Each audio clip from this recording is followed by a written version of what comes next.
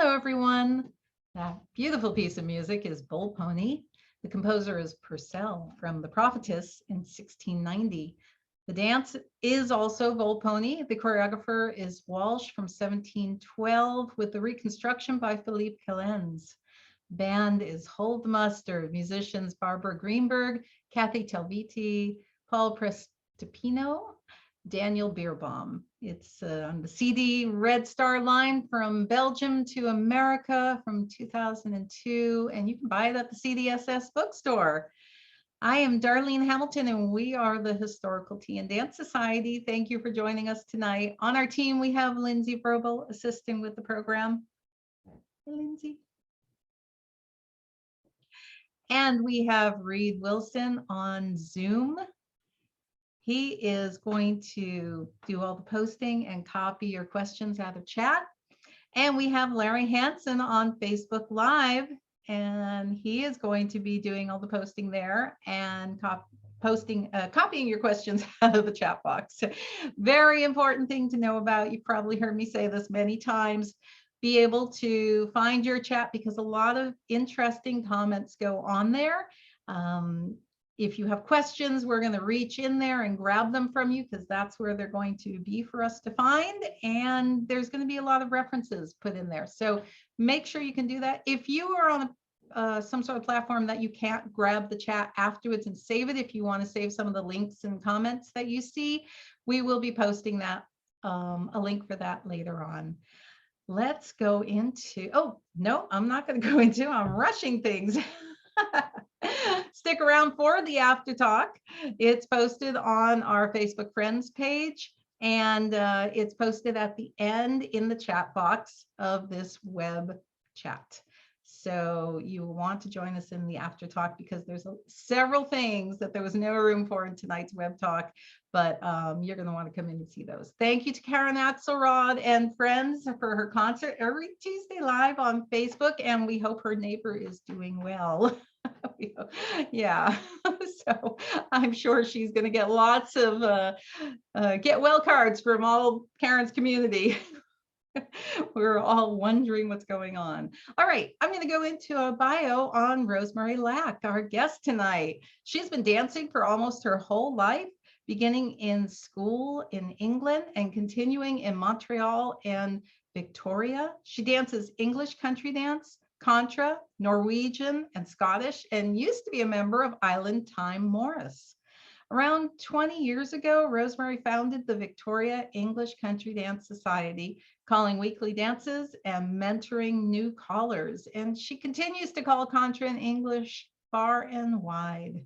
Rosemary and the Victoria ECD Society then helped create Hands Across the Water, an annual weekend of dancing and workshops which draws attendees from all over. During the pandemic, she has produced a virtual version of Hands Across Water, and she calls weekly Zoom dances. She also created a whole new set of distance dances, which she calls in the park or other outdoor areas when local health orders allow. Rosemary is also a choreographer of such dances as Filigree to music written by Gregory Brown of the Dance Hall Players, who we will hear a little bit more about later. Please welcome Rosemary Lach. We're so happy to have you with us. Hi, Rosemary. Hello, everybody. Okay, now I can see everybody. Yeah. Okay. All right. We're gonna hold up the magic card for thing number one. Whoops. Movement. Okay, so I'm going to tell you a bit about my dancing life because there's probably lots of you who don't know who I am and why movement means a lot to me. Started when I was about 3 and we would go for drives in the car, and I was the youngest and I had to sit on my mother's lap, and I used to wiggle a lot, and she wore suspenders to hold up her stockings, and her legs would be completely bruised because of this kid who just couldn't sit still. So she sent me to ballet, and I did ballet from the time I was a little kid to my late 20s. And I think Lindsay's going to show you a picture there somewhere. And then I expanded into modern dance, doing a lot of Martha Graham stuff in England, in London, and in Montreal. That was me as a little child being very sweet. And then as an adult, and later on when I was in Victoria, I did some historical dance, which you can see here. I wonder who can identify me. This is more historical dance. This was with a woman called Hilary White, and she ran a group called Movimento in Victoria for a few years. And there's more of the Movimento, of the historical dance. I also have danced Norwegian and Morris. This is the Norwegian. This was actually up in Prince George. And that was me on the left. And then this is the Morris. I'm the second one there with my head down to the ground. And I've also danced, there's Morris again. And I'm going to have, this picture, note this picture, because that person on the left is Dan Page playing for us, and I will be talking about him later. And also, what else have I done? I've done Newfie dancing, which you probably don't know what it is, and we will talk about it. And English, Contra, Scottish, and I'm venturing out very timidly into hula, which is really quite different and lots of fun, but on hold right now. So that's my life in a very brief sort of overview. So going back to when I was a child in England, we danced in school. We did English country dancing in school. And as part of that, I danced at the Royal Albert Hall. As a small child, maybe, I don't know, about 8 years old, it must have been hell having all these sets of 8 to 10 8-year-olds all dancing together, presumably all doing the same dance. That's all I remember about it. I don't know anything else.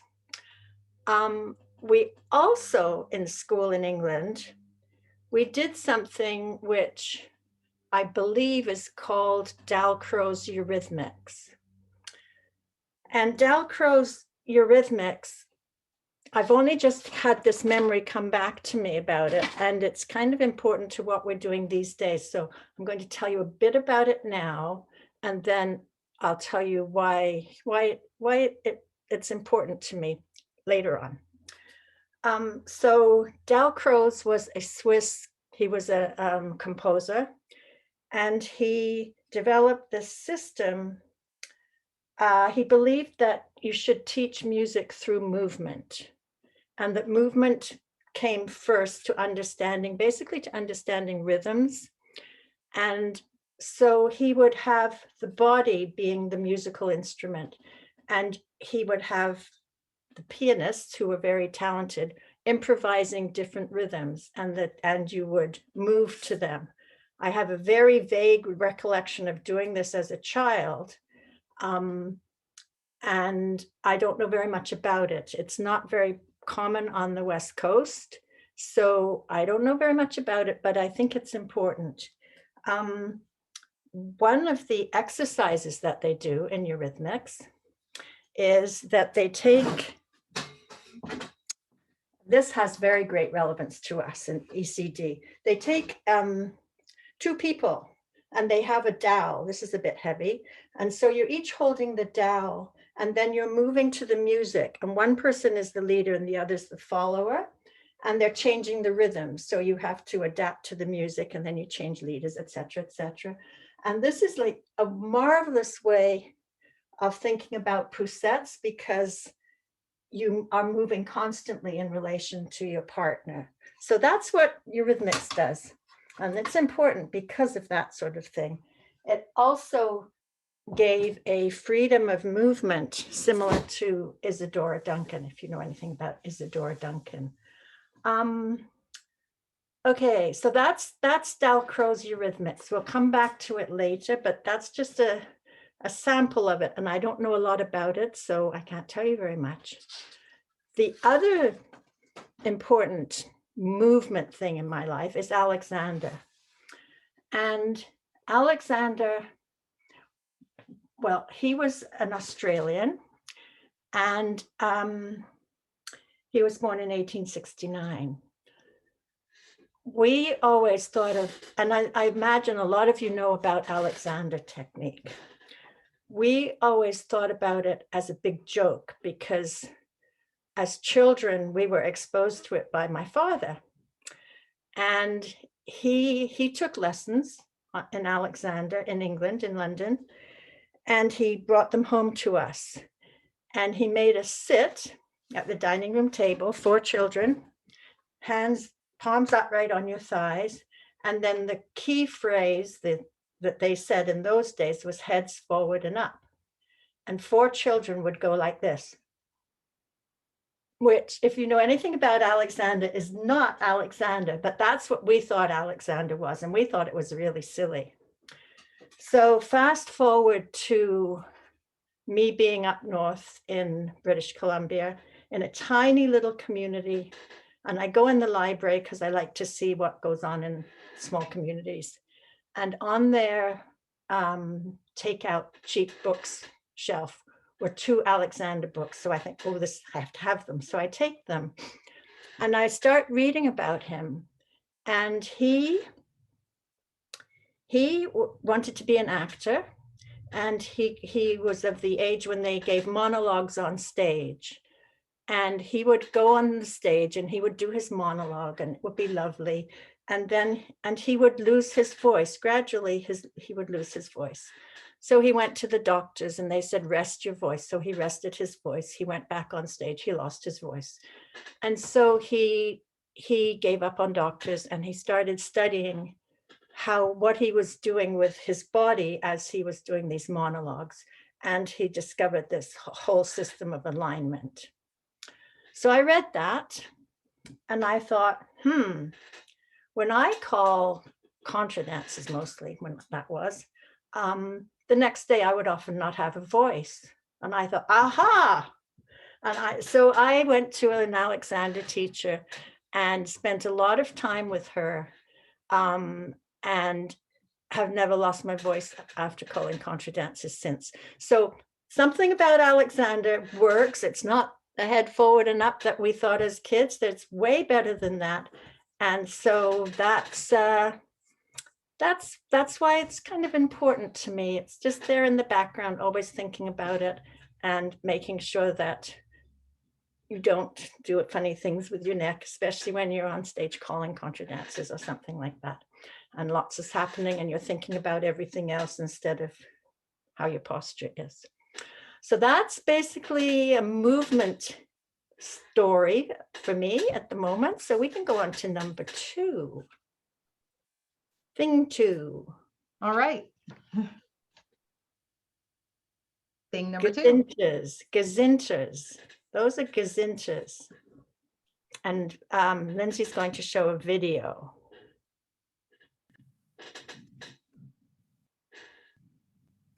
Gazinters. This is something I learned about when I was about 11 or 12 from ballet. I'm going to show you 4 fairly basic balletic steps. Glissade, jeté, assemblé, changement. Fairly easy, fairly standard little routine. If I think figures and do them just as I did, it will look like this. Glissade, jeté, assemblé, changement. And you can hear in my voice that it's not easy. So the gazinters are the goes into. So it's what connects each step to the next. So instead of thinking glissade, I'm going to think what comes next. Jeté, assemblé, changement. And it will give me much more energy, look lighter, and hopefully look a lot better. So here we go, thinking what comes next, thinking about the gazinters rather than the figures. So here we go, ready, and glissade, jeté, assemblé, changement, glissade, jeté, assemblé, changement. How's that? Okay, so that explains what gazintas are, or they're the goes into. They're what transfer from one step to another step. So why is this important? For dancers, it gives you energy, and it helps you keep moving. You can move much longer if you don't stop in between each figure. It also has to do with that the very basic figure of turn single.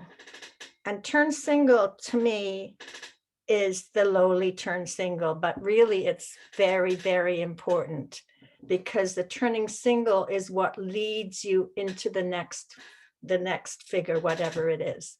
So if you can think about the gazintas, then you will be able to keep the dancing connected, and you will have much more energy, and be able to dance for much longer.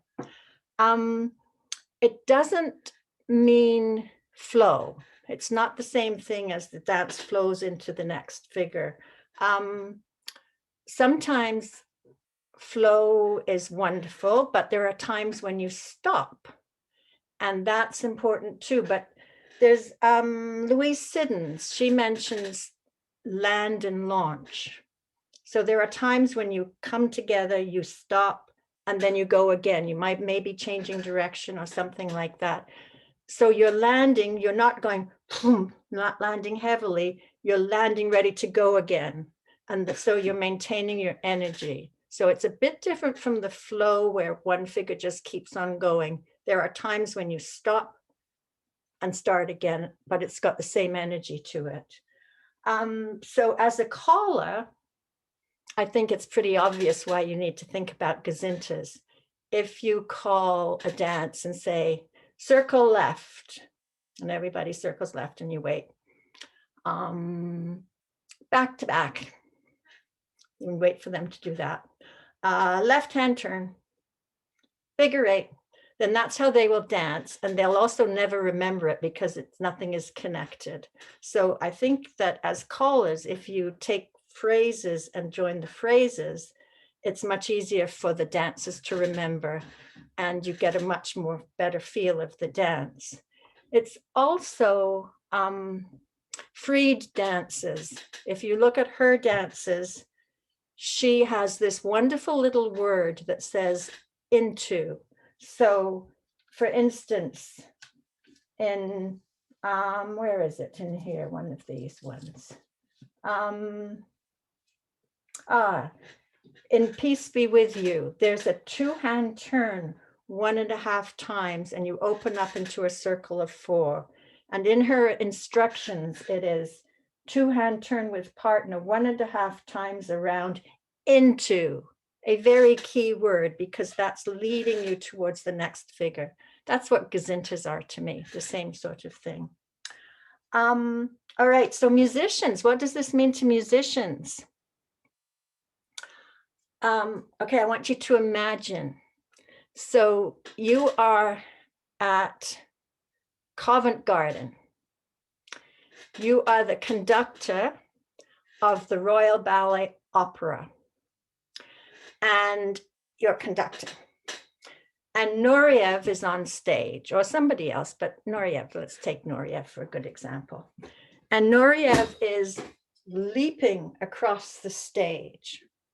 You're conducting this orchestra, and you are holding the orchestra. You are watching Nureyev, you're conducting, and you're holding the orchestra until he lands ready to come up again.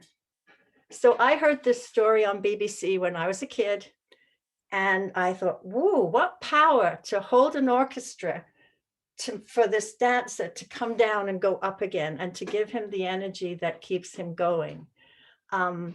That's what musicians do. And that's the lift that musicians have. And I'll let musicians talk about that because they know way more about it than I do. But just the image of being able to control an orchestra until it's time for Nureyev to leap up again, or for the ballerina to hold her pose as long as she can, and she can't hold it anymore. Okay, now we move.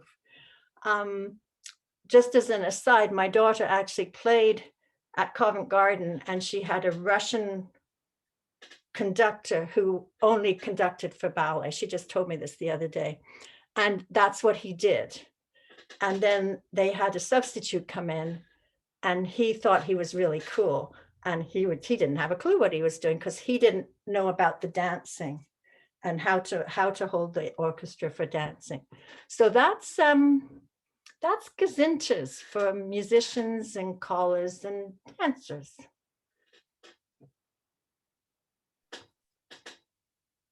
Okay, we're Yeah, moving on. that was great. Thing number 3, trust. Okay, trust. So trust. Okay, as a caller, I learned to trust the dancers. One time after I'd been calling a little while, and I wasn't a beginner, but I wasn't really good or anything like that. I was just kind of getting going. And I'd heard a lot of callers say blabbity, blabbity, blabbity, blabbity, blah. And I thought, that doesn't mean very much to me, but lots of callers said it. So one day I decided I was going to say it. So I said it.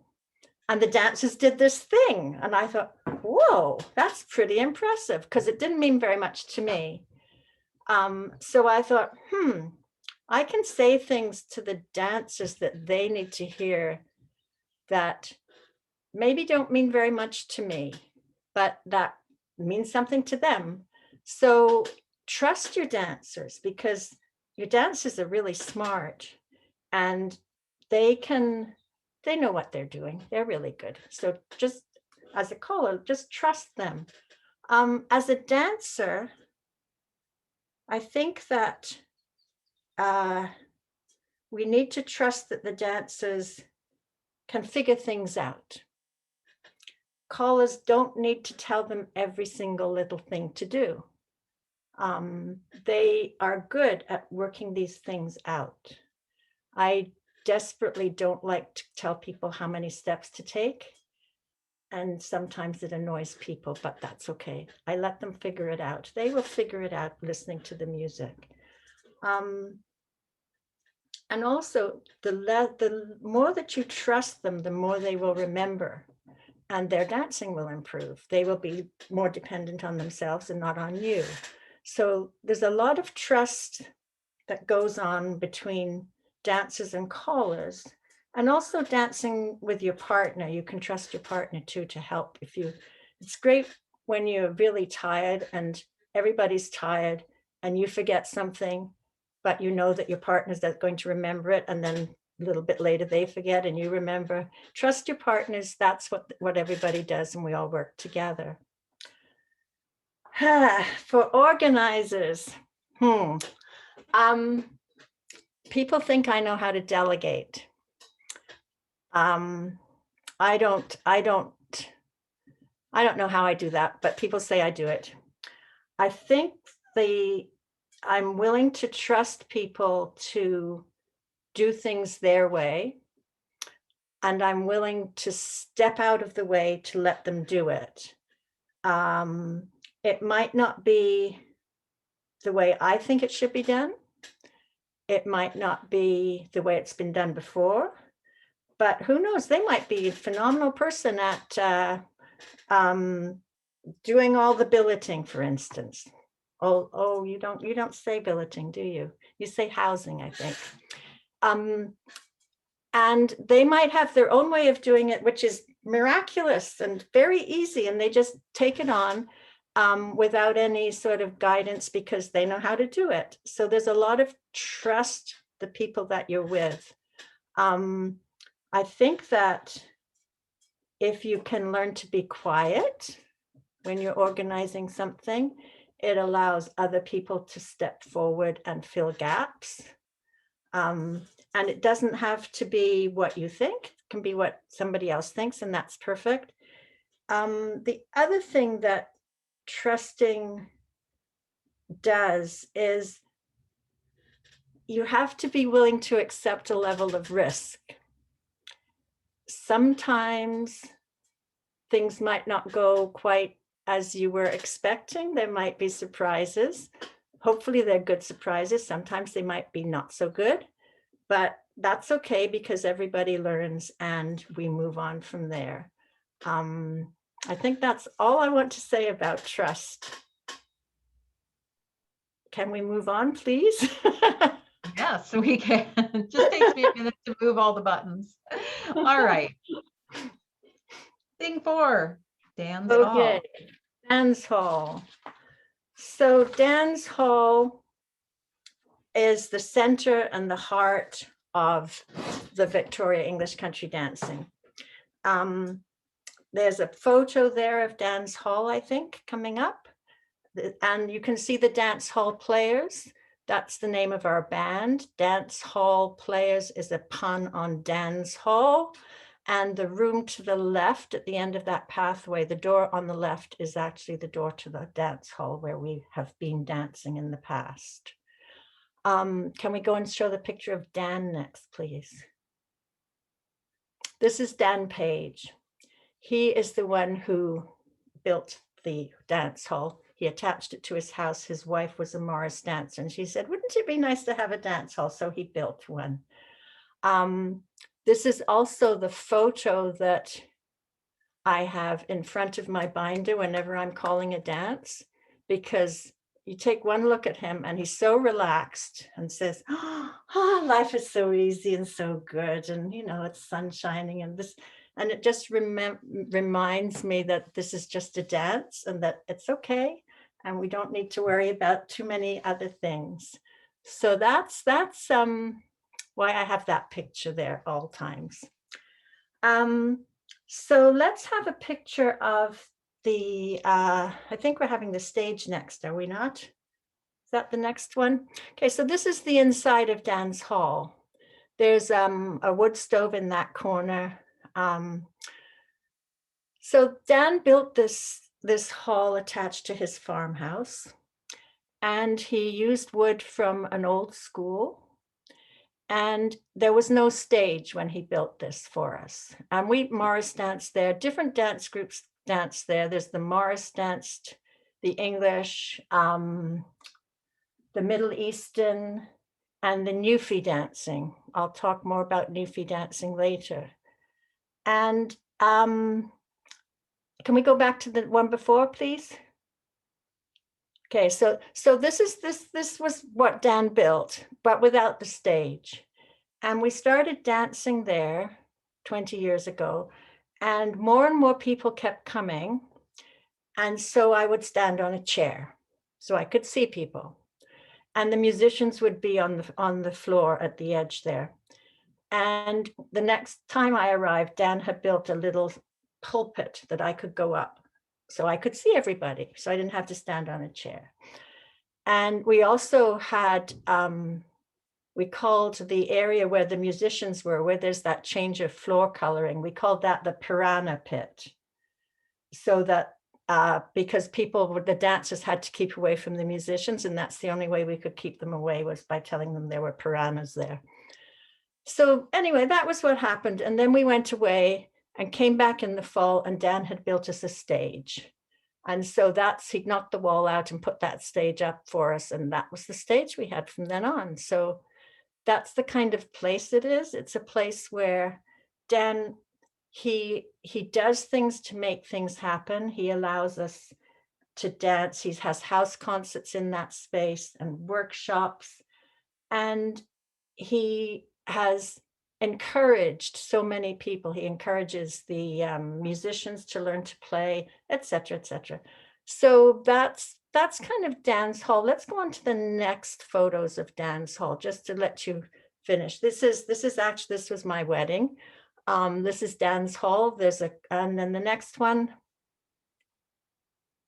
And that's the quilt that was, oh, this one, I'll tell you a bit about this. This quilt is,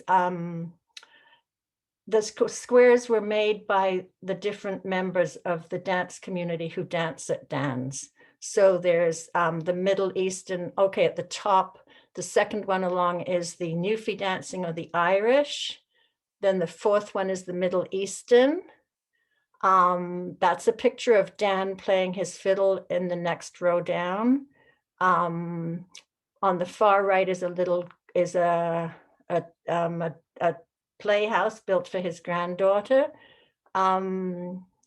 What else is there? Hope Fiddle Camp. When he went to Fiddle Camp, Dan was the fiddler.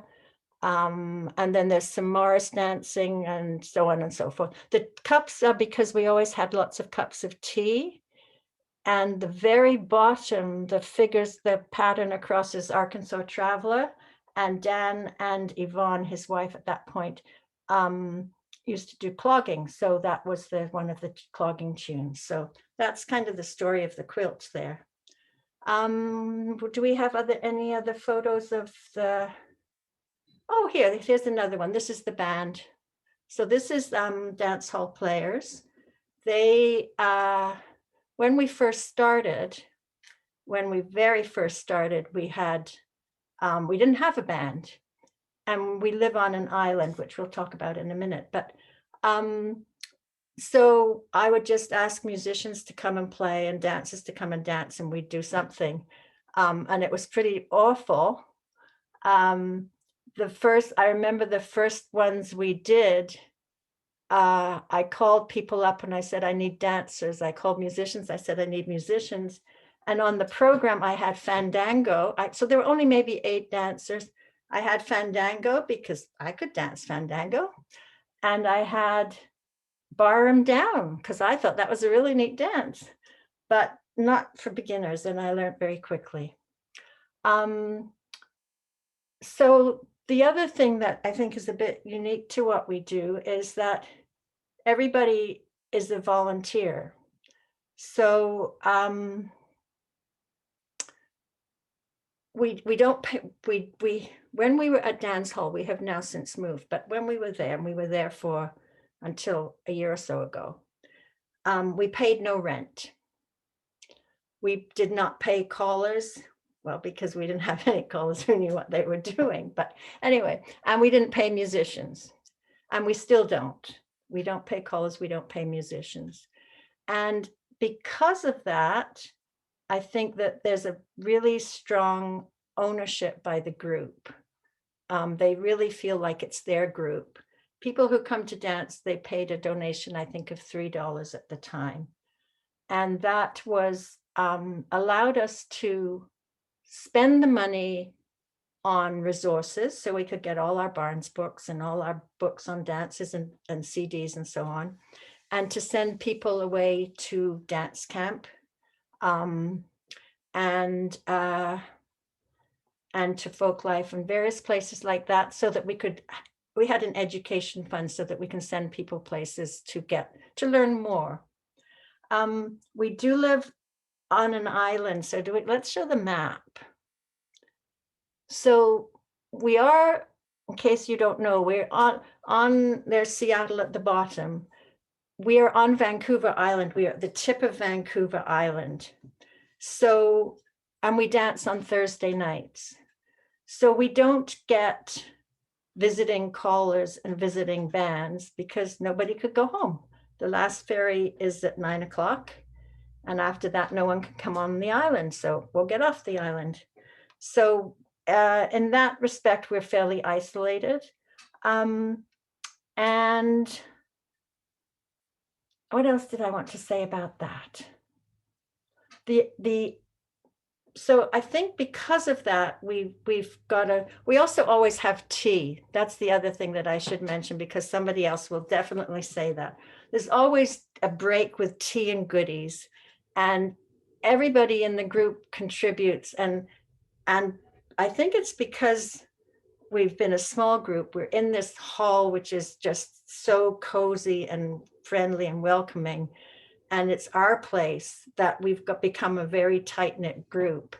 And that's who we are. What else was I going to say? Oh, well, let's just finish this bit off. We're going to have, whoa. Let's see, what else should I tell you about? Rosemary, Yes? people are wondering if you're still dancing in the hall right now. Nobody's dancing anywhere right now. And we've moved out of the hall because we have outgrown it. And also Dan died and his granddaughter's now living in the house. So we have moved into a bigger space for our regular dancing. We have what we call Sunday dancing, which is sort of more advanced dancing. That will continue at Dan's, and we would have workshops there. Musicians have had workshops there. Things still go on at Dan's Hall. So it's quite wonderful that way. And we want to keep that going. We really want to keep that, maintain it and keep it happening, because he was such a force in the community of music and dance in Victoria, not just English, but contra and fiddle music. And now I'm going to go to Newfie dancing.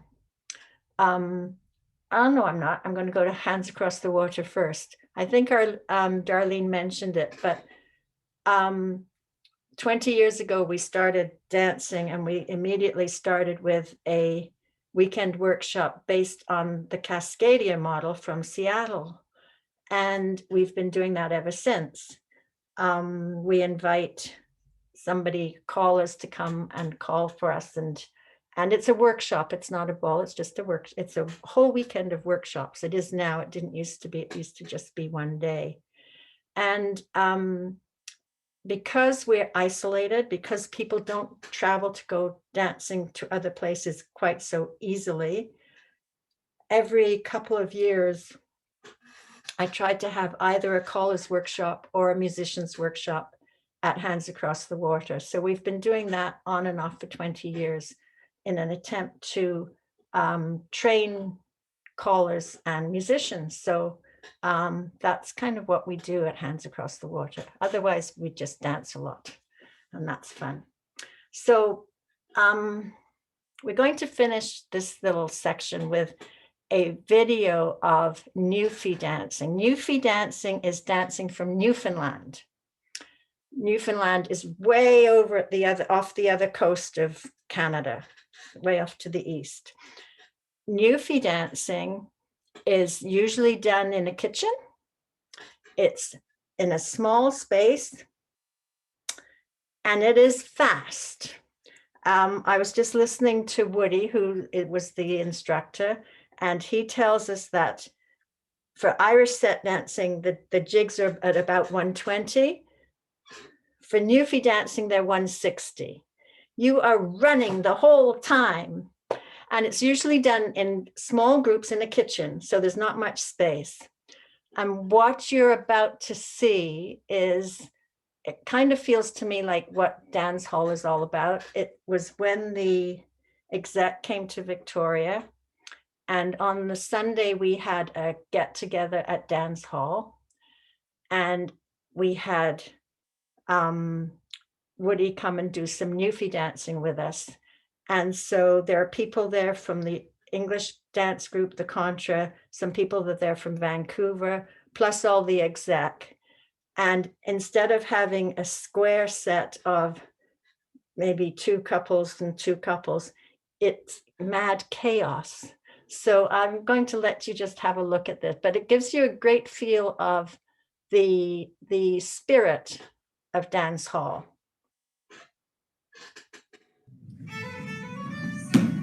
That's Woody in the middle.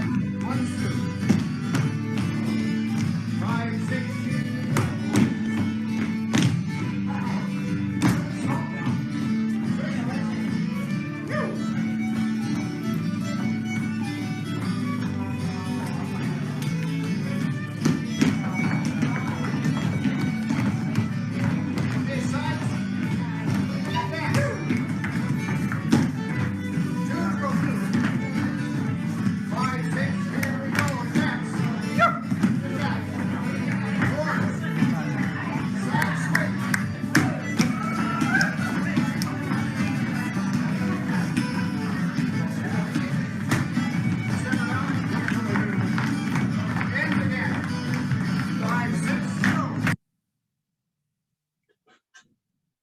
Okay, so that kind of gives you a feel of the sort of activity that goes on in Dan's hall. Dan was open to everything. He basically never said no to me, so I had to be really careful. But whatever we wanted to try, he was open for it and he encouraged it. Oh, I didn't mention the dance hall players. That was the other thing I was going to mention. Our band is the dance hall players. And as I said, the name is a pun. Dan was very good at punning, of Dan's Hall. And they originally, as I said, we didn't have any musicians, and I just phoned people up and people would come and play. And sometimes it was really awful, as bad as my calling was. And sometimes it was better. And Dan would always come and play, but Dan at that point was beginning to have hearing problems and his hands weren't working very well and he didn't know the repertoire, and I knew he would be totally stressed. So I tried not to make him feel that he was the person who was going to be playing.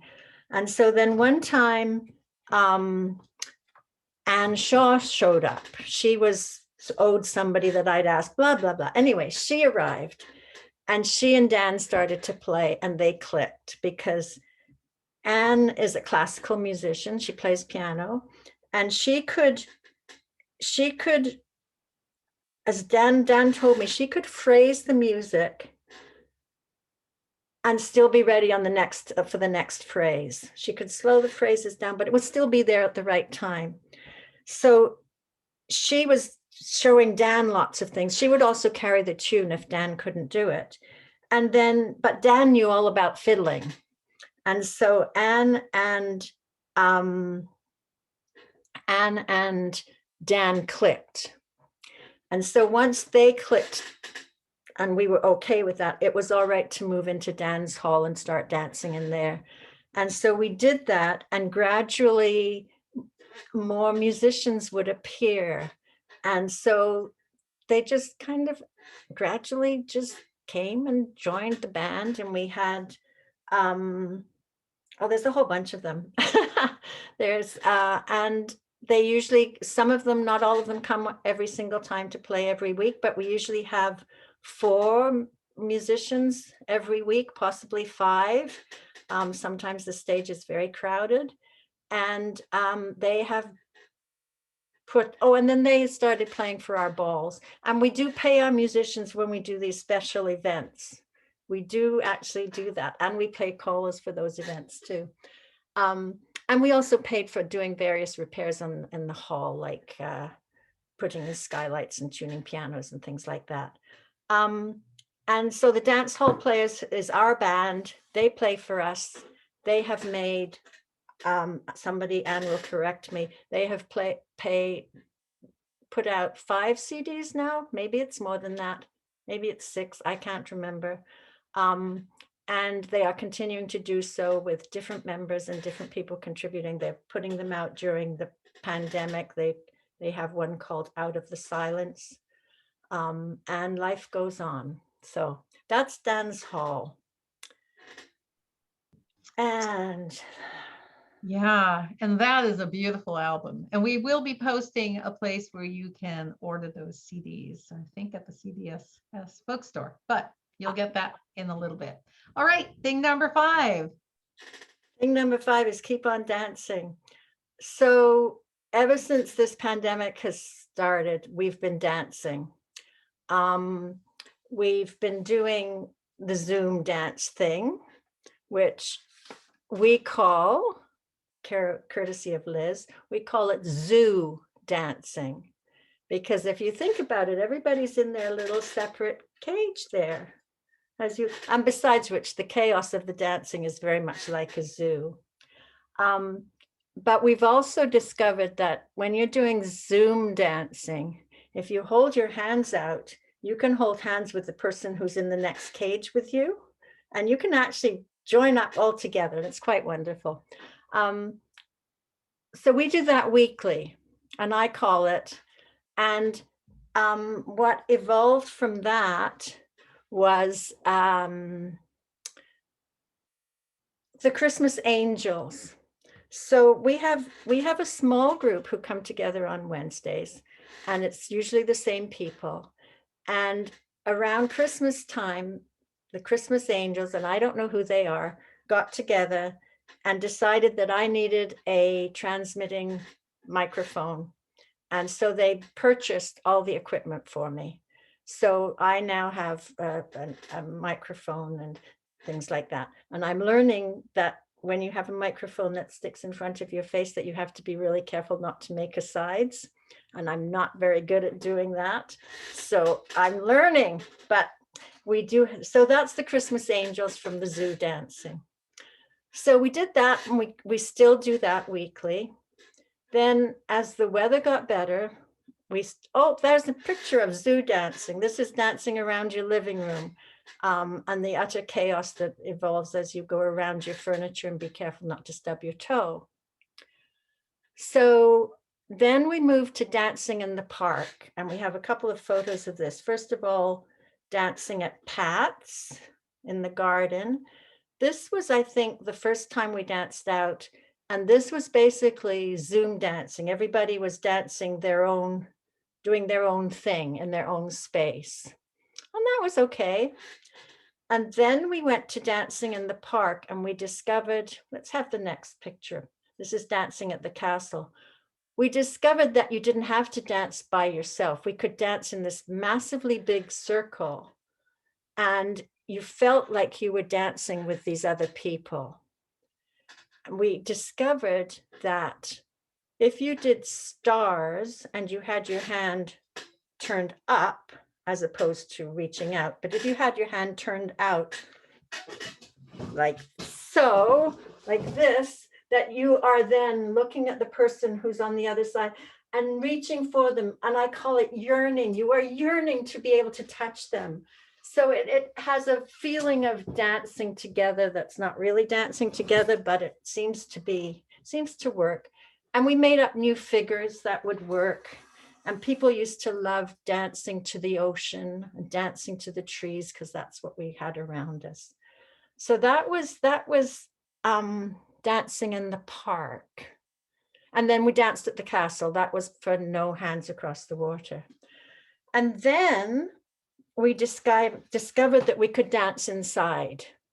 So we moved inside, and this is dancing in the fall. This is, there's X's on the floor. You can see some taped markings on the floor, which you'll see more of in a minute. This was an absolutely freezing cold day. We had all the windows and doors open, and it was freezing cold. But we discovered that we could do dances like this. And we've been doing what we call, everybody is masked, as you see. We call the dances inspired by. So because we discovered that you couldn't move around in a circle within 8 bars, because you just couldn't get there. So you can only go halfway. So things have changed quite a bit. I tried to encourage people to use their eyebrows to be expressive, because their faces were covered, but that didn't really work, because people were too far away from each other, and they couldn't really see that far, so they couldn't really see what was going on. But we've managed to come up to dancing in groups of 4, and we very rarely do progressions. That begins to feel like you're dancing with other people, and people keep on coming back. So we only have 8 dancers in the hall at a time, and they have to sign up. We're not allowed to do that right now. So at the moment we are not doing that, but hopefully soon. These are the figures. We have one of our members is a mathematician, Martha. She likes to draw diagrams of how far, what you can do by keeping apart. So these are her diagrams. They're meaningless to me. This is totally beyond me. But this is where the dancing, can we go back to the photo before where everybody was dressed in their thick clothes? We would, in this one, people were dressed in their clothes, and they were freezing. They were all shivering. And so this is when some of that Dalcroze stuff that I was talking about earlier, it came back into my head, and I thought, we need to just get people moving to music. So now we usually start basically just to thaw them out, but basically it's just to get them to move to music, to listen to the music.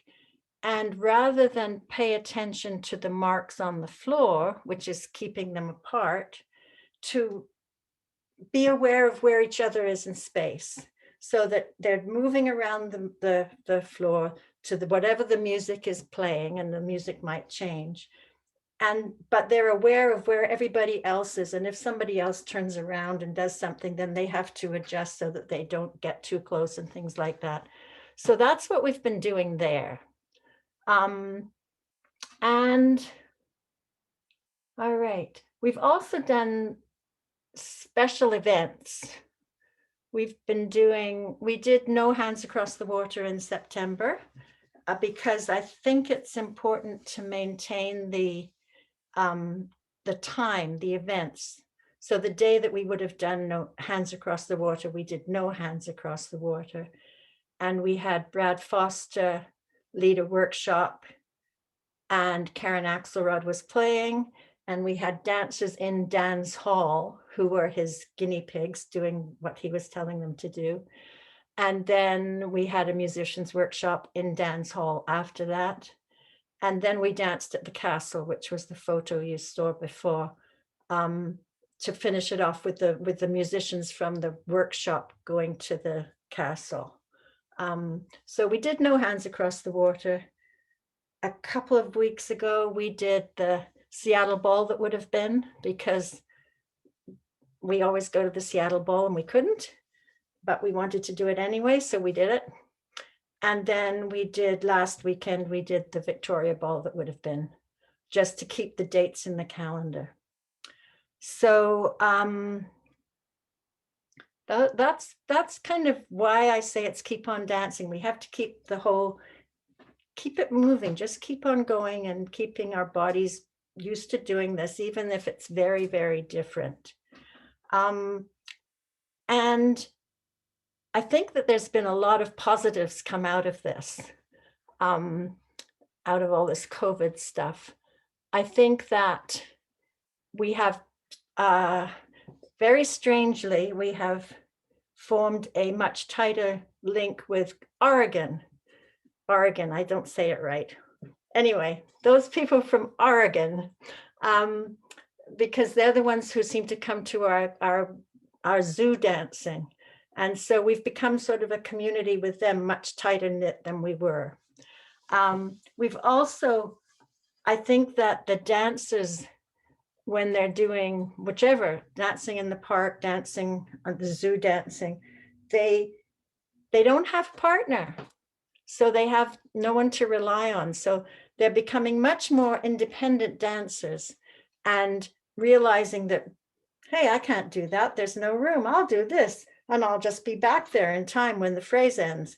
And so they're learning a whole bunch of new skills that I think will give them much more freedom when we actually do get back together, because they'll trust themselves. And yeah, I think that's really all I need to say. I think it's been good. I'm tired of it. I'd like it to end, but we'll keep on going just because people want to dance and they want to keep on moving, and that's what we're going to do. So, and that's it. Yeah, and that was great. Thank you, Rosemary. There is a list that we are going to post in the chat box of all sorts of references, and I'm also going to put it on the Dropbox folder so you can get it there if you can't save your chat. So don't worry about that. But Reed and Larry are going to post a big old list of links for all sorts of different things that Rosemary talked about. And we are going to ask you, what's your favorite dance? Oh, my favorite dance. So favorite dances, there tends to be a current one, which is a new dance that somebody's just created, blah, blah, blah. But my dance that's always my favorite is Mr. Jersey's Memorial. And it's always my favorite, no matter what. And I believe that it is the precursor to Fried's dance Seven Bore, which is the precursor to Rudman's dance Mary Kay, Wow. to that. So Now I want to dance all three of those like together in the same program. Check that out. That's so cool. good. I love that. We really have to, now you got us thinking. We're going to be we're going to be going off and thinking after this. Yeah. That's what I want.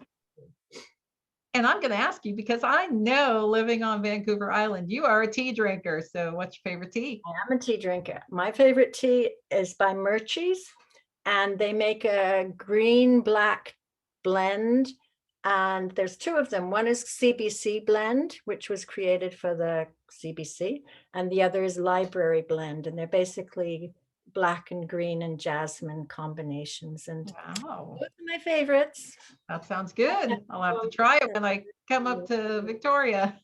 Yes. Well, thank you so much, Rosemary Lach, for being with us tonight. And to our Five Things team, Lindsay Verbal, who does so much work for our event. And in the background, Reed Wilson on Zoom, Larry Hansen on Facebook, along with our helpers, Kara King, Dan Bilter, and Adele Nichols.